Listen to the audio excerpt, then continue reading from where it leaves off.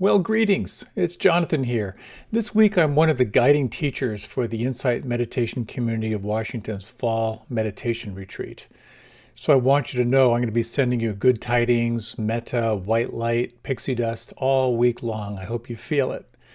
And while I'll miss being with you this week and inflicting one of my talks on you, I'm genuinely excited to be introducing you to a wonderful teacher who I'm quite confident you will enjoy, Kate Johnson. Kate is a meditation teacher, a facilitator, a writer based in Philadelphia, Pennsylvania. She teaches classes and retreats on mindfulness, creativity, and social change. And she's moved from being a lifelong dancer to teaching meditation and mindfulness, as well as dedicating her life to cultivating social change and social activism. In fact, she just finished a book called Radical Friendship: 7 Ways to Love Yourself and Find Your People in an Unjust World. I've had the good fortune to lead a retreat with Kate, and I so enjoy her presence. I'm sure you will too. So please enjoy your time now with Kate Johnson.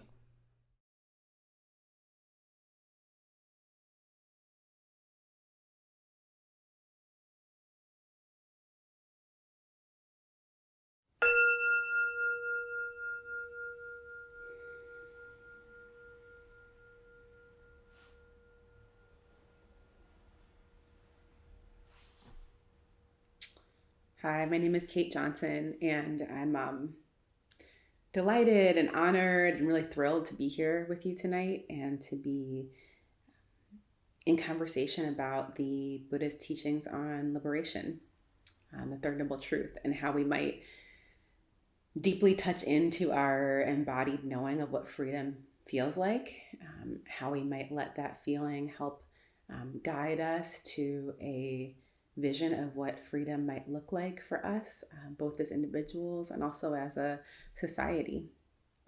And I want to begin with meditation and with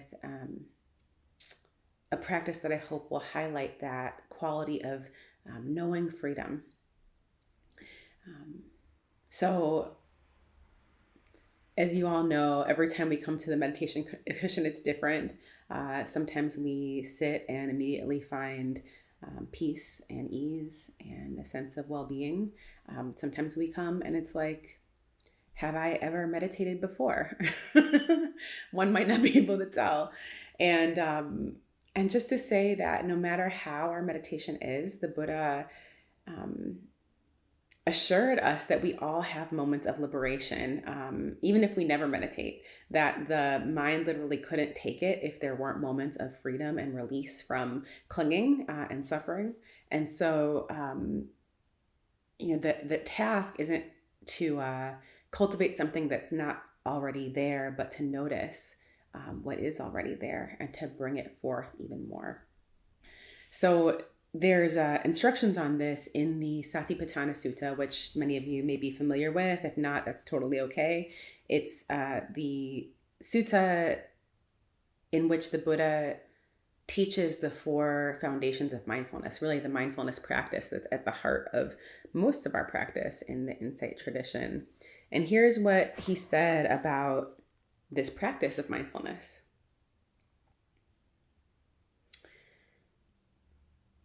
He said, "This is the direct path for the purification of beings, for the surmounting of sorrow and lamentation, for the disappearance of pain and grief, for the attainment of the true way, for the realization of nibbana, liberation, namely the practice of mindfulness."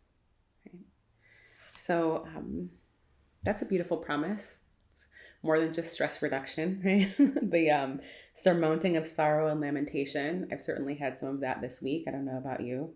The disappearance of pain and grief, which we may be experiencing personally as well as a society. Some of the heartbreaking losses we've had due to the pandemic and police violence and all of the things. And for the realization of nibbana, the idea that mindfulness meditation can actually help us to be more free. And so the Buddha offers, several different ways to practice mindfulness. One that we'll focus on today, of course, is the mindfulness of breathing practice, where we gather our awareness around the feeling of breathing, or if that doesn't feel good, around another body sensation. And we gather and unify the attention there, and then rest the mind in such a way that the mind becomes kind of protected from its own rippling and ruffling, from the kind of winds of wanting and not wanting and pushing away or checking out, right? So there's this kind of shield that starts to form that protects the mind, that is gathered and collected and unified by paying attention to the feeling of breathing. And then we'll drop in from time to time a question that the Buddha also encourages us to ask. This is in the third foundation of mindfulness, mindfulness of mind. And here, I think the Buddha is really encouraging us to bring forth this quality of non-judgmental awareness that John Kabat-Zinn articulated in his definition of mindfulness. There's an attitude of mind that is just about knowing the quality of the mind clearly. And here's, a passage from this longer passage in which he encourages us to notice, the quality of the mind. He says that in order to abide contemplating mind as mind, the practitioner understands the surpassed mind as the surpassed mind, and the unsurpassed mind as the unsurpassed mind. They understand the concentrated mind as concentrated, and the unconcentrated mind as unconcentrated. They understand the liberated mind as liberated mind, and the unliberated mind as unliberated mind. Right? So it's not saying, analyze yourself if you find your mind is unliberated, or beat yourself up, but just to know, in certain moments we might bring attention to the mind and say, hey, is the mind liberated or unliberated right now? Another way to say this that I'll suggest in the practice is the mind caught or is the mind free? And just to look at that, not only what's occurring in the mind, but the relationship that's unfolding between the mind and whatever it's noticing, and to inquire into whether it's a bound relationship or a freed relationship. It does a couple of things. One, it encourages us not to miss the moments of liberation. I think that in meditation practice, I don't know if this is true for you, but certainly for me, I can start to focus on the ways in which the mind's not quite there yet, or still wanders, or still gets, kind of caught up in its own projections. And so to be able to notice also those moments where the mind is either not caught at all, or after we notice the mind is caught and we let go, and there's this moment of space and ease and freedom. And if we notice those moments and reflect on them and attend to them, those moments will grow. We won't miss them, right? We'll record them. We'll imprint that experience into ourselves of knowing what freedom feels like, so that wherever it occurs, we can identify it. Like when you're learning to taste a new spice and you try it kind of full force, and then you can pick it up in different dishes. We're learning to pick up on freedom wherever we find it in our world or in ourselves or in our relationships. So we don't miss those moments of liberation. And when we attend to them, not only do we not miss them, but they start to grow. What we pay attention to grows. So that'll be our practice. I'll guide you and kind of setting you up, and I'll maybe offer a little bit more instruction towards the beginning of our practice session, and then towards the end, I'll let you practice a bit on your own with instructing yourself. And then afterwards, we'll continue our exploration of liberation and creativity. So if you haven't already, find yourself a comfortable place to sit or lie down.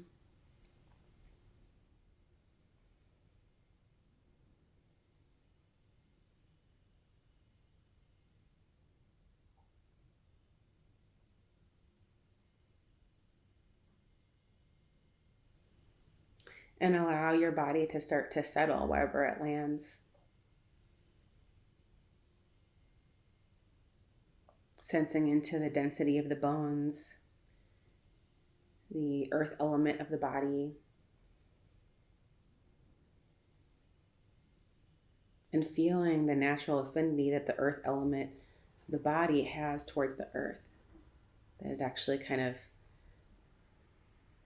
likes to rest and sink in towards the feeling of being held by the big earth body.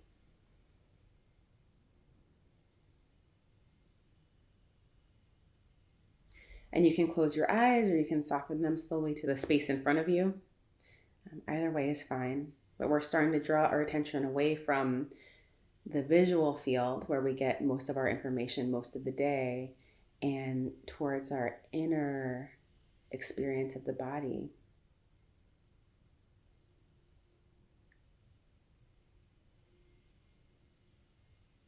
And as we turn towards the body, just getting a sense in a general way of the landscape of the body and how it's oriented in space, drawing your attention to the lower part of the body where it's touching the floor, the cushion, the chair, the bed, whatever you're resting on. Feeling that sense of contact with what's supporting the body. And bringing awareness as well to the back of the body, back of the head and neck, shoulders.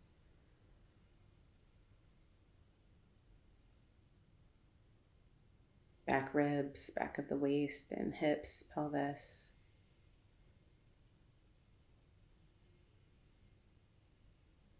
And also to the front of the body, the face, neck, front of neck, and the heart area, collarbones, belly, pelvis. And imagine that the front and back surfaces of the body expand away from one another so the body has depth.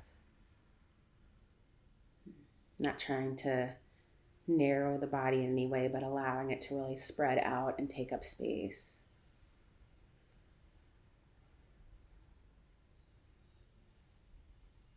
Releasing any holding that's easy to release. And also bringing awareness to the right side of the body, all the way from the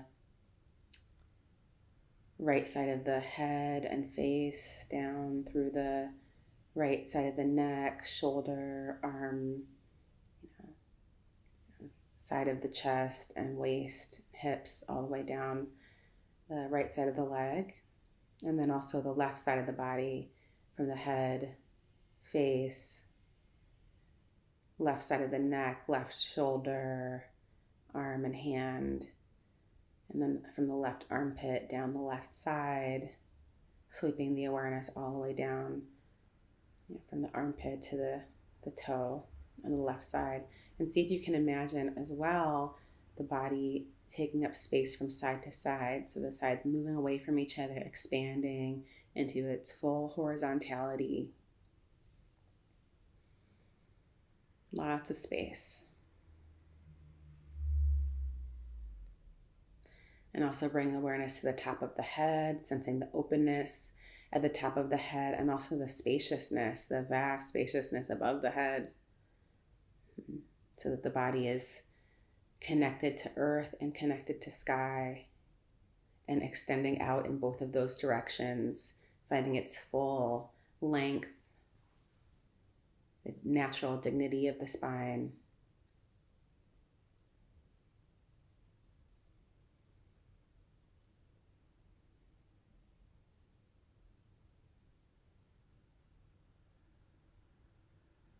And in this wide mandala of awareness, see if you can find the feeling of breathing, which has been happening all this time. So just a matter of tuning our attention to it, not needing to make it longer or shorter, or faster or slower.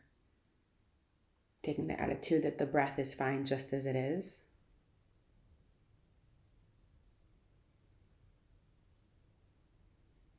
And seeing if the breath has a quality that is soothing, calming. And if it does, it might be a good anchor for you, a good home base to rest your awareness. And if not, finding another place to rest your awareness that can be your anchor, your home base for today. Perhaps the feeling of the hands resting, or the lower body wherever it's resting on the floor. Some place where there's sensation that feels neutral or on the good side of neutral and steady.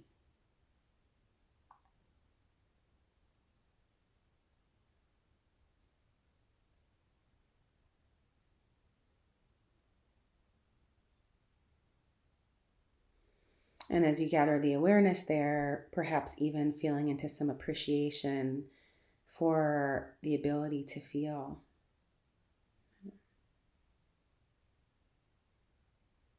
Maybe even a bit of love for this body that is still feeling, still working, doing the best it can.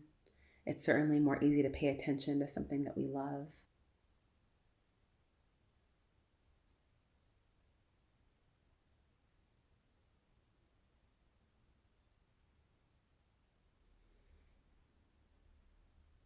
So if it's possible, letting yourself fall in love with the breath or with the fact of your hands or wherever else you're resting your attention.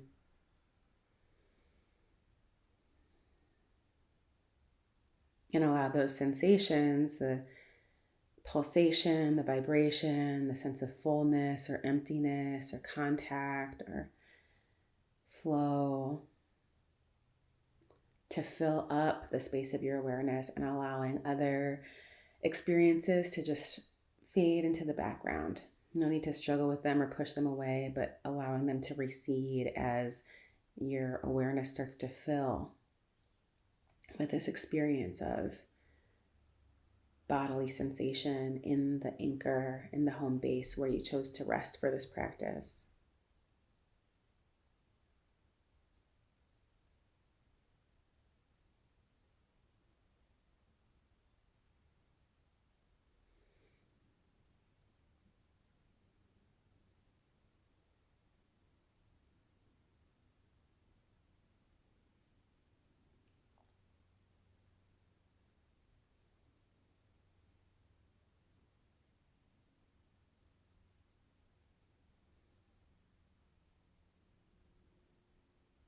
And just now noticing what the mind is noticing.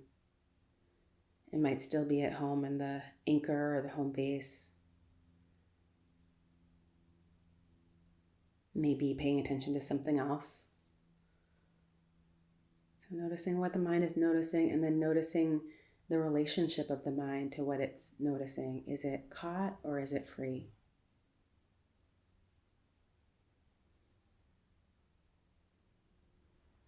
Not judging, just collecting data.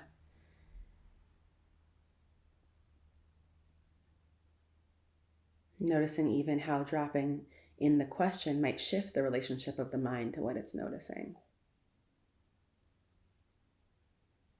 And allowing that to happen if the mind starts to incline itself towards letting go, towards freedom. Noticing what that feels like.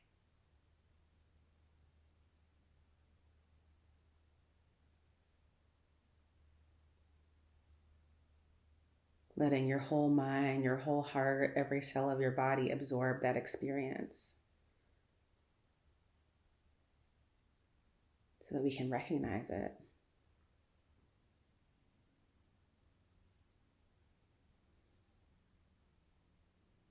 And then, having fully tasted that flavor of freedom, coming back to your anchor, your home base, resting the mind, gathering, collecting the attention, allowing it to become unified by staying in a moment-to-moment way with this experience of the anchor,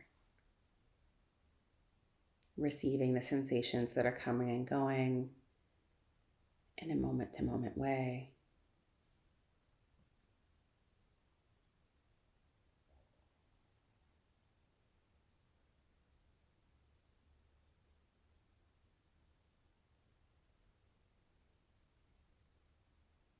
letting the mind rest and gather. The gathered mind is a protected mind, and the gathered mind is a powerful mind.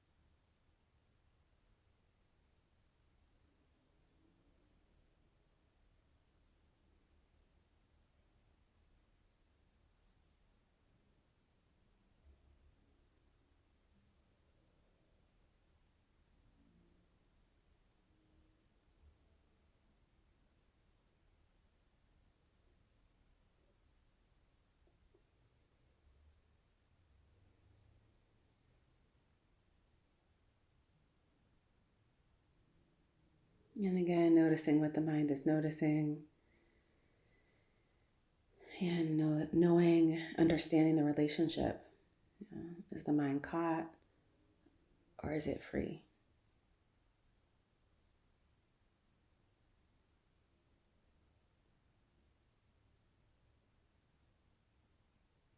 And if there's any freedom here, even just now in this moment,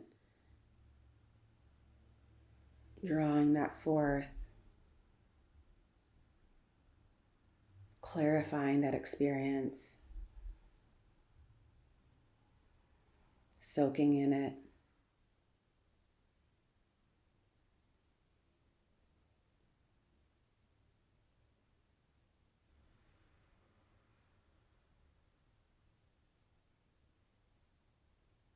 And then returning to your anchor, your home base, to rest the mind, gather, collect, steady.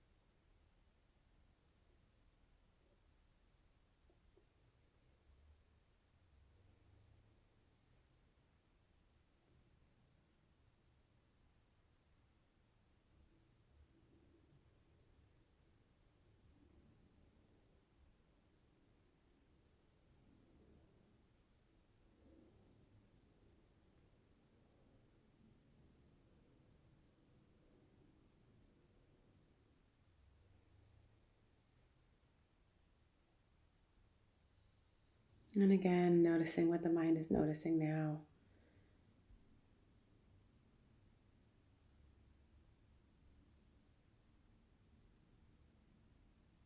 Dropping in the question, is the mind caught or is the mind free?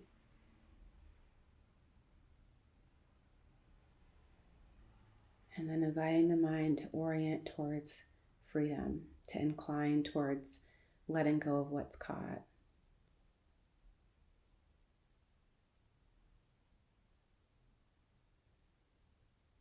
To incline towards a spacious kind of love.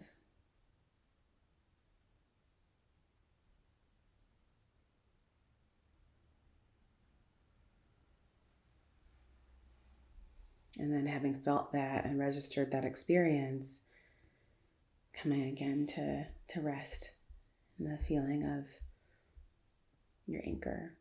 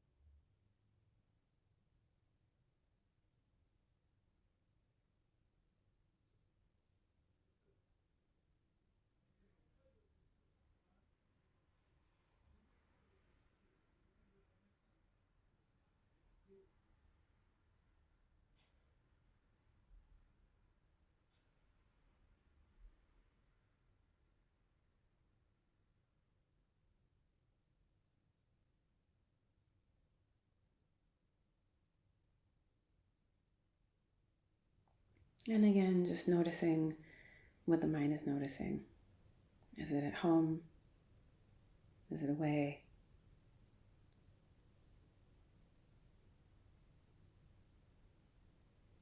And what's its relationship with what it's paying attention to? Is it caught? Is it fixed? Graspy, tight? Or is it free?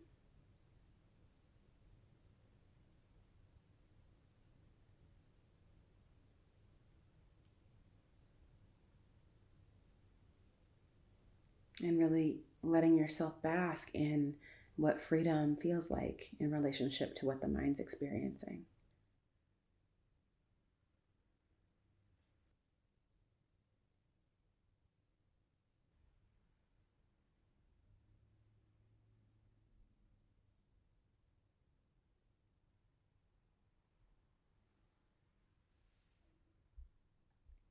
And then taking that freedom back into your experience of your anchor, your home base, and resting the mind in a liberated way.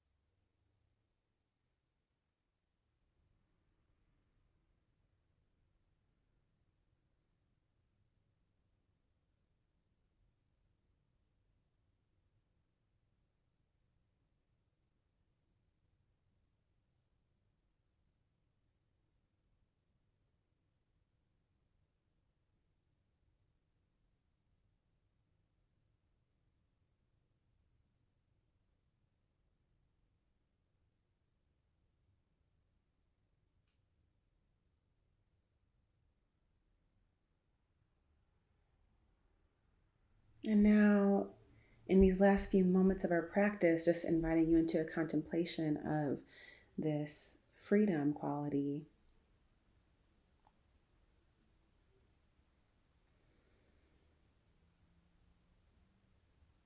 And recalling any experiences of this spaciousness or lightness or ease that you might have experienced.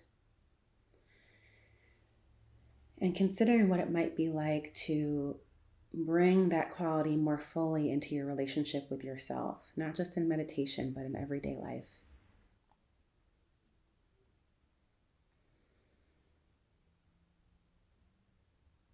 Feeling into and envisioning and imagining what that might be like.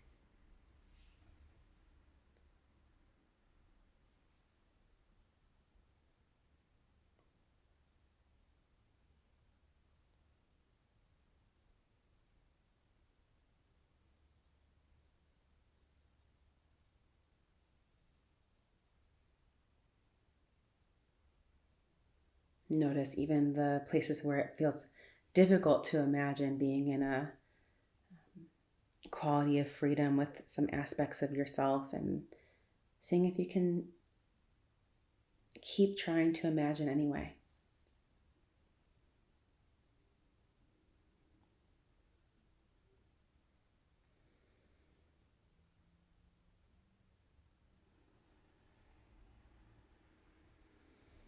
And then starting to expand that contemplation to include your relationships with other people, your friends and neighbors and coworkers and other family members.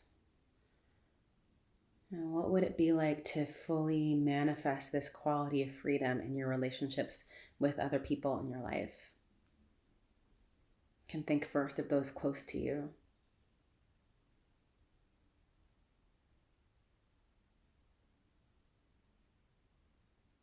And then flash on the people that you maybe know but not so well, or see often but don't know.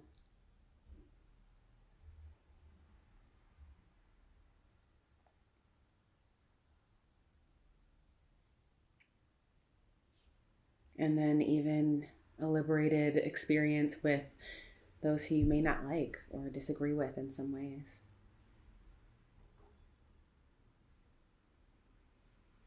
What might it be like to imagine manifesting this quality?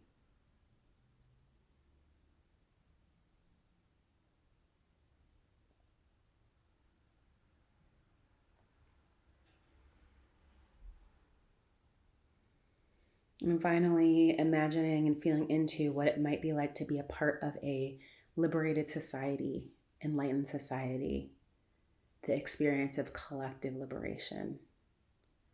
And really stretching the mind to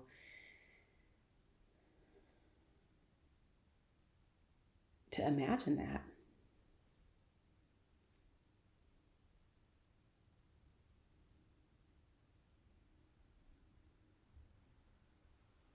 Allowing the mind to become wild and bold and specific in its vision, collective freedom, enlightened society.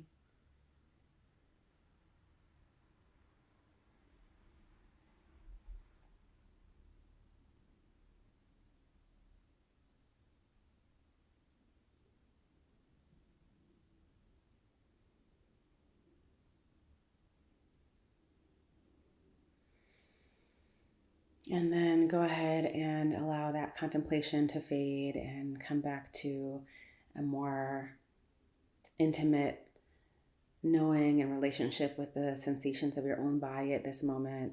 Maybe taking a few deeper breaths. And as you do, if there's any person or group of people who come to mind who you'd like to share this experience of freedom with, do it now. Bring them to mind, open up your heart, and let it shine.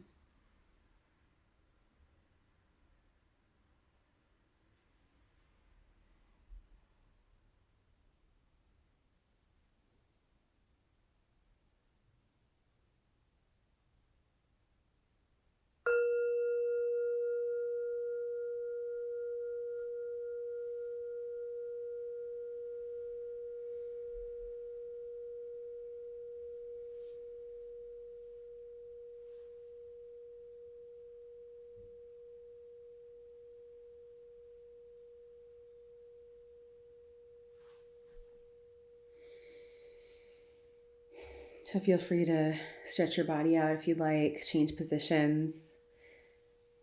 Congratulate yourself for a nice, juicy half hour of practice. And if there's anything that you want to note or write down about your experience and how you might describe what it feels like to be free, please take a moment to do that now.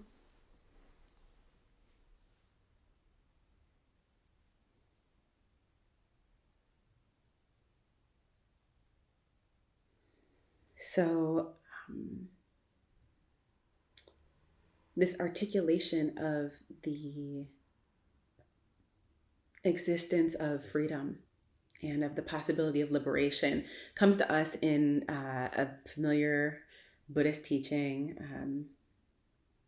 Maybe some of you are familiar with it. It's the Four Noble Truths, and it is a teaching that seems to be common to every Buddhist tradition that I know of. And the Truth of Liberation is actually the third in a series.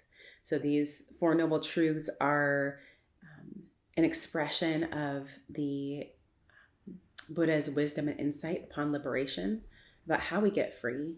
And it is stated in a series of cause and effect statements. So the first noble truth, that suffering exists, is stated as an effect, right? That there's an experience in every human life of suffering. And there's the kind of suffering that just comes with being a human being, like being born or giving birth, aging, illness, death, not getting what we want, getting what we don't want, losing people that we love.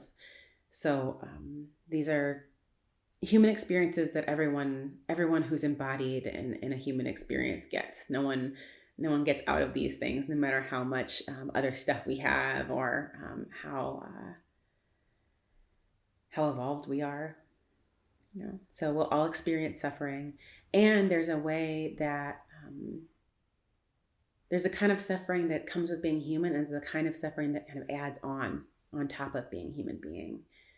And this, at the personal level, is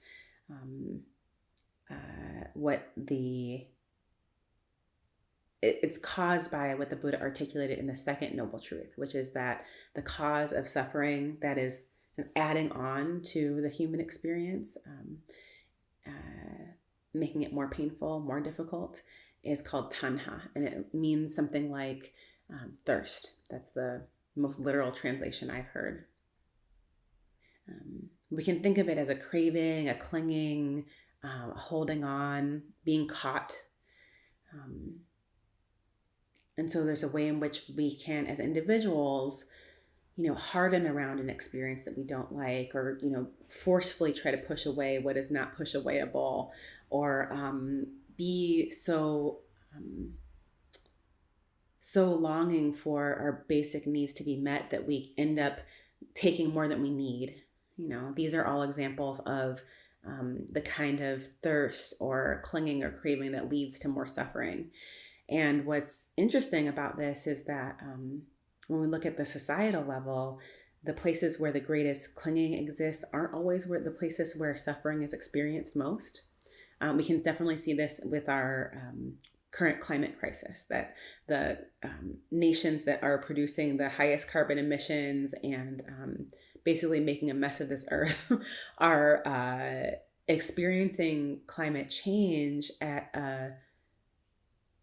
a lesser level than some other places that are really not contributing as much to the problem. And so this is one of the ways that we can understand interdependence, that actually, if we imagine ourselves intimately interwoven with other beings in this large fabric, then anywhere there's grabbing in the fabric, everything else gets pulled. And the good news comes in for this teaching in the third noble truth, which is that just like suffering exists, the Buddha says liberation exists, that freedom is real, that it is possible for us. And when we think about the practice that we just did, the kind of practice that in which we can experience liberation on this kind of granular moment-to-moment level, that kind of liberation is called in this text, in the Satipatthana Sutta, it's called Vimutam Chittam. It's a freed state of consciousness. And this is a temporary state, it's a temporary abatement of these experiences of suffering that can come either through a systematic meditation, which is what we just did, or through radical reflection. So there's those moments of freedom that we can experience by cultivating our minds, or by reflecting on on the experience of the Four Noble Truths in our lives.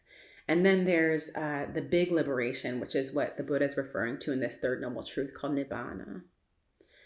And so this is a state in which greed, hatred, and delusion are fundamentally uprooted for good.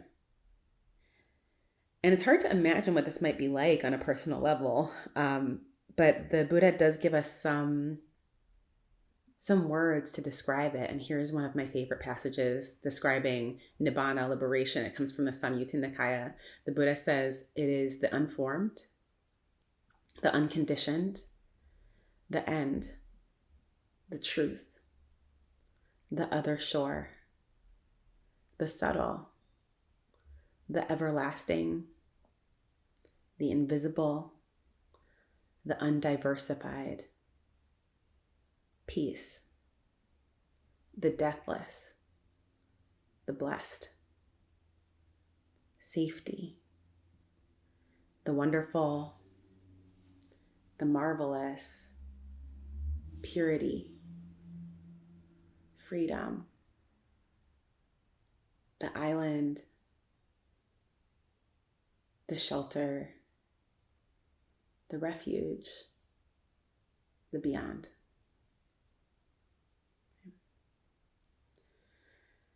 So for me, even just reading those words and hearing myself read them, I start to get a sense of,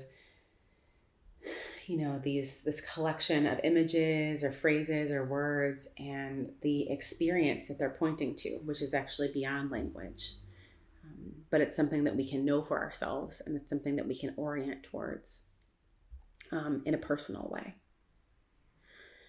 And when it comes to our society, when it comes to this idea of what might be a more collective liberation, I think we also have to get specific about what we mean.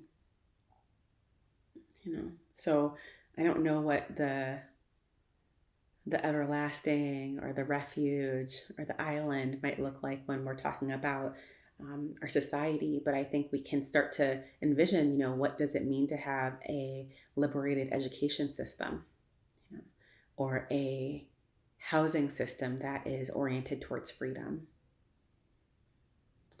So part of our creative challenge is that we have to know where we're going if we want to try to get there. And that is kind of what the fourth noble truth is all about. It's the truth of magga. It means a path, right? So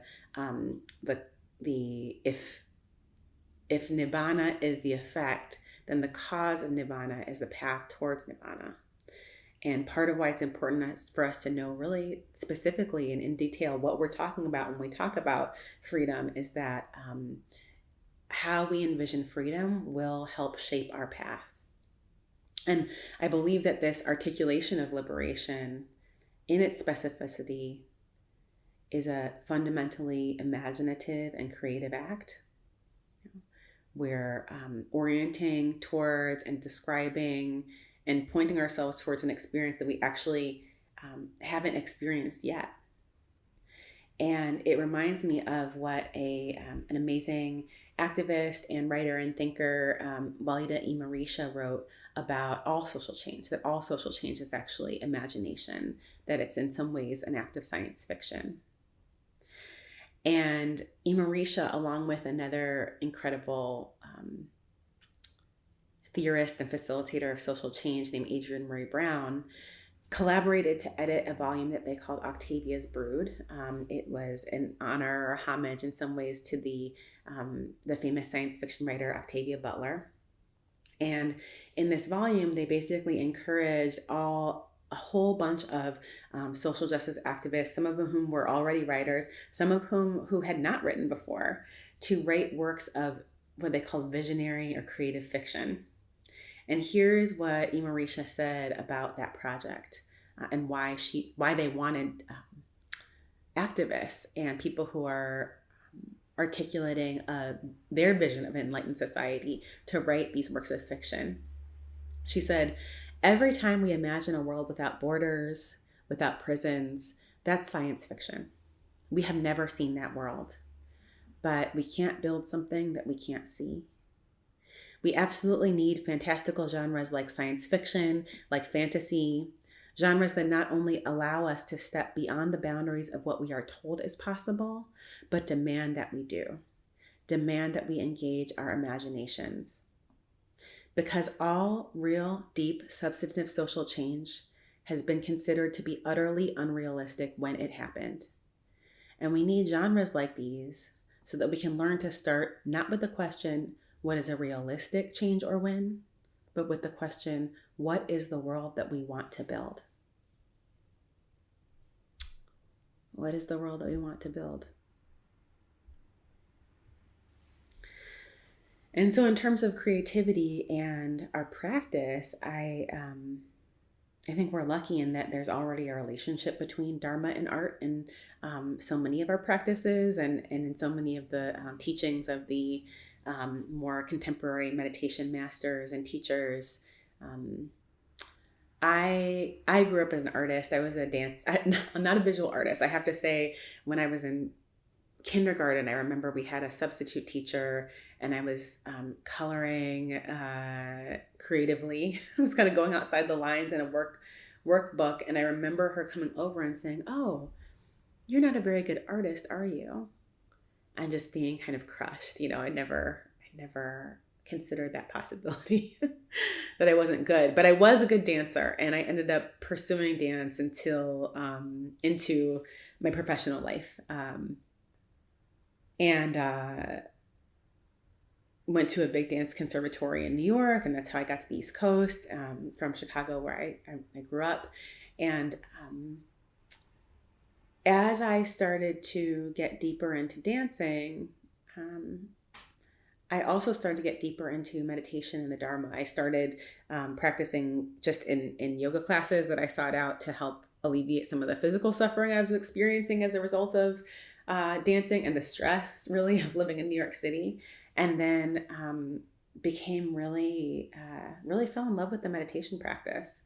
And at some point, I experienced a tension between my creative expression in dance, which felt very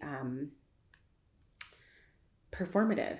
It felt like I was, training my body to produce these virtuosic expressions and experiences for others. But I was aware that I wasn't, that my body and my inner experience was becoming more and more difficult to feel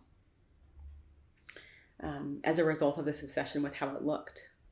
And then my meditation practice really helped me find the kind of width and depth of my own body and mind and heart again. And at some point I kind of flipped from, dancing all the time, being the kid that couldn't sit down, to suddenly being the person who just wanted to sit and sit and sit and sit in stillness and in silence. And I went on, multiple meditation retreats of 1 month, 2 months, 3 months in length, silent. And at some point on one of those retreats, I started longing to move again, but to find this integrated relationship between what I was learning about the importance of cultivating my mind and heart and the place from which I moved, and then the movement of a creative expression in dance or something else. I was open. So in order to pursue that possibility, I ended up signing up for an arts retreat in upstate New York with a teacher who became a teacher of mine for many years, named Arawana Hayashi. And she's an acharya in the Shambhala Buddhist lineage. And it was a life-altering experience because it wasn't a silent retreat. We did have periods of silence, but we also had periods where we integrated our practice with art making. So for example, one morning, Arowana had us go out and gather leaves and grasses and sticks so that we can make our own calligraphy brushes from the natural world.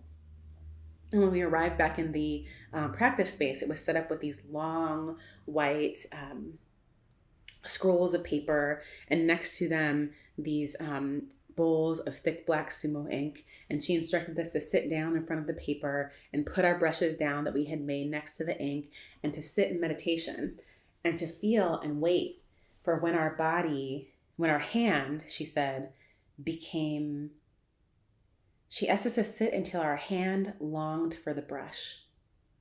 And so I did. I sat and I thought, when is this going to happen? And lo and behold, out of nowhere at one moment, the hand starts tingling and there's a sense of desire. And so I go to reach for the brush and I'm holding it in my hand. And she says, okay, now wait and sit until the brush becomes thirsty for the ink. And so I did. I waited and then dipped, same thing, dipped the brush in the thick ink and started swirling it around. And that's how we made our art that week. We spent 90% of our time cultivating our mind state and heart state. And then 10% of the time making a kind of quick, fast, scribble of creativity that came out of that space of freshness and not knowing and curiosity and patience. And we did it with lots of different art forms. We did it with calligraphy. We did it with performance, with dance. We did it with large object arranging, kind of sculpture. And, I never did, or I have not yet, made it back into dance performance in the same way that I did earlier in my life. I hope someday that might happen, that integration of the meditation and the art practice becomes more unified. But what I did start to understand is that the deep relationship between creativity and imagination and freedom. I did start to understand what Arowana taught us, that not knowing and being willing to hover and relax in a state of not knowing is in some ways the very ground of our creativity. That real creativity sometimes means something coming from nothing, coming from the space, coming from the field, coming from our hearts. Coming from this interrelated social fabric in which we are all embedded. And I learned and remember especially a phrase that she offered us, that she quoted from her teacher, Chögyam Trungpa Rinpoche, who said that the role of the artist in society is to make enlightened society visible. I'll say it again. The role of the artist in society is to make enlightened society visible. And it's important to make it visible because if it's only in our minds, we can't see it, and other people can't see it too. So there's something about looking to the artists, the writers, the activists that I think we can really learn from, especially now as Buddhists or as practitioners of mindfulness, seekers of the truth. I don't know how you identify, but if you're here, I have a pretty good idea that you're also interested in a more enlightened society. And I think that we can learn a lot from the creatives who have already been working to make that society visible to us.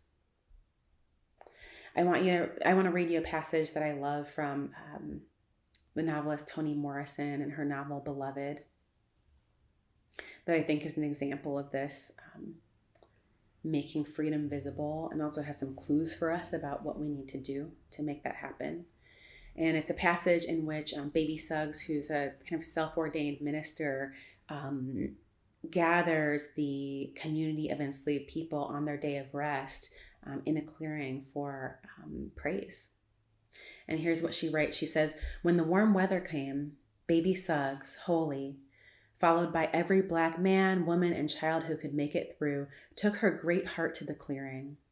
A wide open place, cut deep in the woods, nobody knew for what, at the end of a path known only to deer and whoever cleared that land in the first place. and in the heat of every Saturday afternoon, she sat in the clearing while the people waited among the trees. After situating herself on a huge flat-sided rock, baby Suggs bowed her head and prayed silently. The company watched her from the trees. They knew she was ready when she put her stick down, and then she shouted, "Let the children come!" And they ran from the trees towards her. "Let your mothers hear you laugh," she told them, and the woods rang.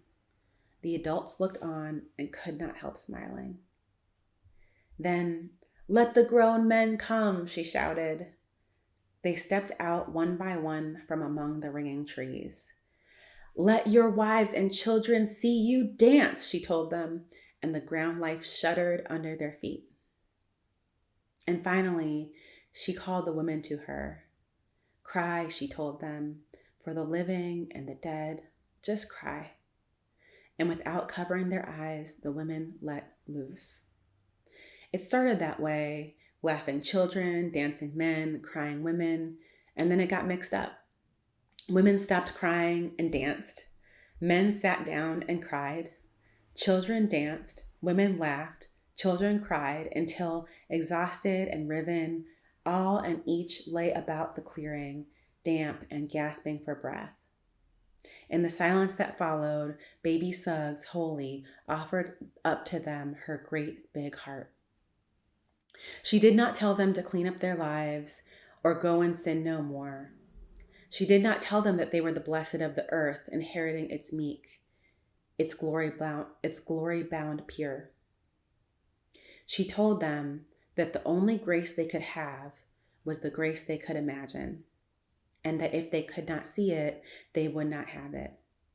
"Here," she said, "here in this place, we flesh that weeps, laughs, flesh that dances on bare feet in grass. Love it hard."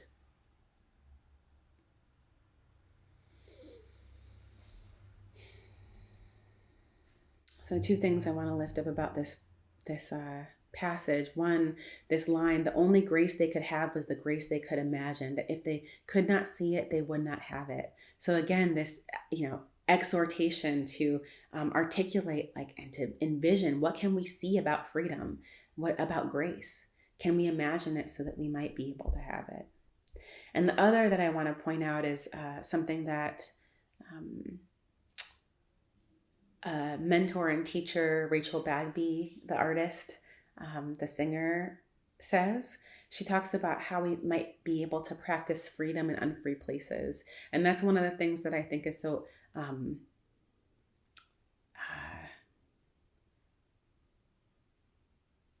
incredible about this passage, that even in the midst of enslavement, people were able to practice freedom. And that too requires great imagination. So I think that we can imagine a more enlightened society than the one we currently live in. And I know that for me, at least, it's actually quite vulnerable to talk about in specific terms what we mean by that.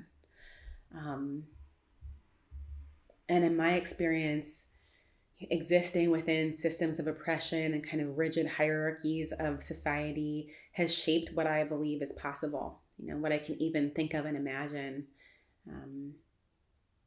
In some ways, the bar has gotten lower, and what used to be unacceptable has become acceptable. And so I think there's no time like the present to start to ask ourselves, if we were to start fresh, what is the world that we want to build? And one example of this is, I think, something that activists have been expressing for a long time, but I'm just starting to hear. And it's this call that really was refreshed this past spring after the tragic murders of Ahmaud Arbery and Breonna Taylor and George Floyd and so many others, really. And that's the call to abolish the police. And when I first heard that phrase, I thought, what? How can we possibly do that? how could we, what would who would keep us safe then if we were living in a world without police? How would we address the violence and harm that we see in our society other than to, take the people that harm and put them somewhere, safe from the rest of us? And I started to envision something different only through the words of a abolitionist and activist named Miriam Kaba, who is from Chicago also, and who wrote an op-ed in the New York Times that was called "Yes, We Literally Mean Abolish the Police." So I'm going to read a little bit from that passage, from that essay, and in the spirit of kind of seeing what's happening and envisioning a more liberated relationship to it. She writes, "There is not a single era in United States history in which police were not a force of violence against Black people. Policing in the South emerged from the slave patrols in the 17 and 1800s that caught and returned runaway slaves. In the North, the first municipal police departments in the mid-1800s helped quash labor strikes and riots against the rich. Everywhere, police have suppressed marginalized populations to protect the status quo. So when you see a police officer pressing his knee into a Black man's neck until he dies, that's the logical result of policing in America." And reading those words, I have to say, shocked me into a state of wakefulness.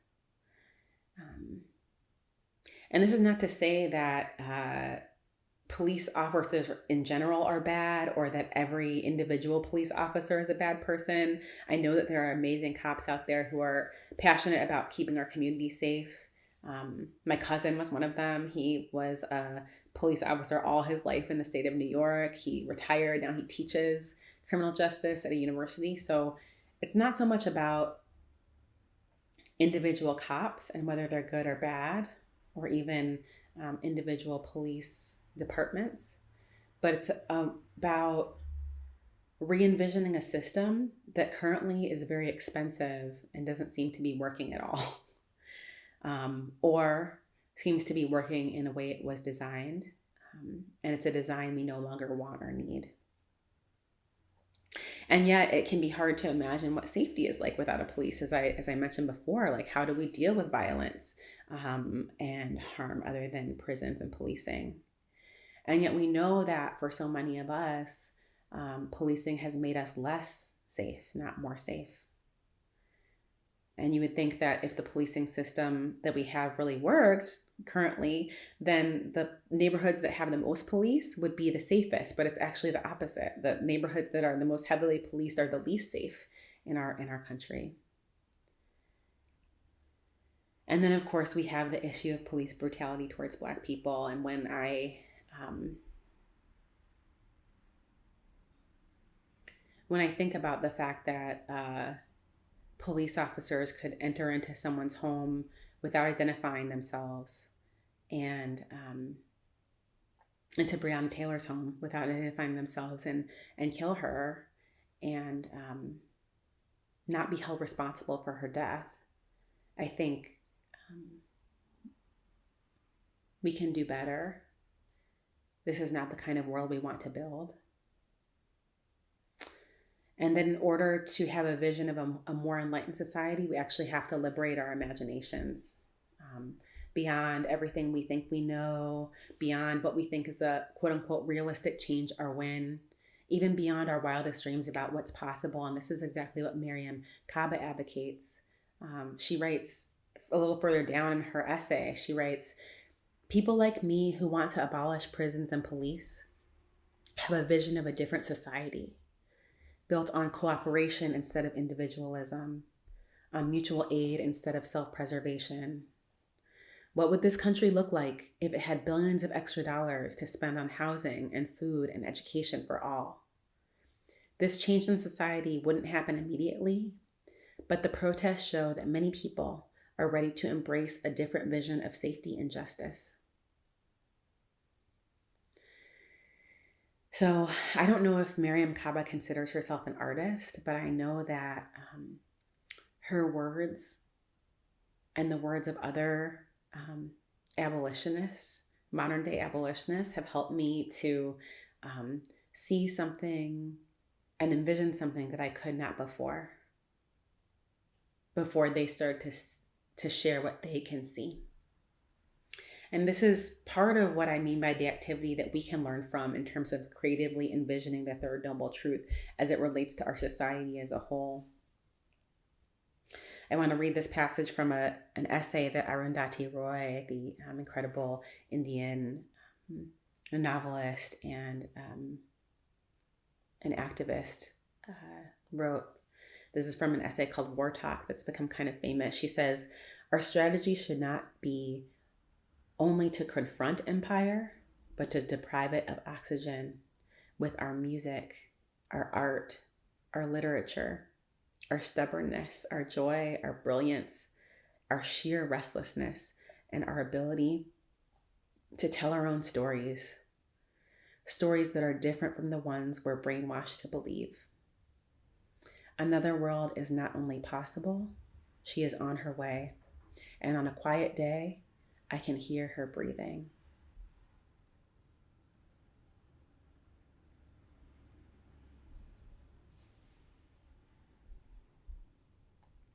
So if the role of the artist in society is to make enlightened society visible, I encourage each of us really to consider what it is that is our art form. Miriam Kaba's, I think, is transformative justice, perhaps among other arts. Perhaps your art form is politics or business or education or parenting or friendship. So I think to take some time to feel into, what is our actual art form? What is our mechanism for making enlightened society visible? And then can we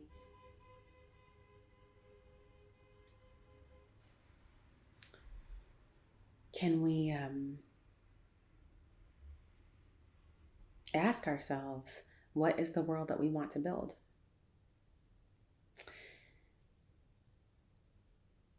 And knowing that question can sometimes move us into a space of not knowing, and that not knowing is okay.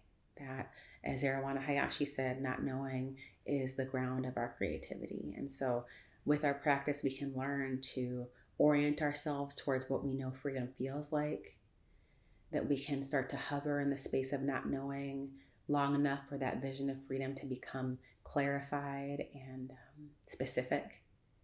And so in our practice, we learn to stay open, to let it come, to be surprised, to listen deeply for the new world that is possible, and to let the sound of that new world breathing guide our next right moves. So I want to thank you, artists, for listening to this talk, for your kind attention. I wish you happiness, peace, and freedom, and I wish it for all of us.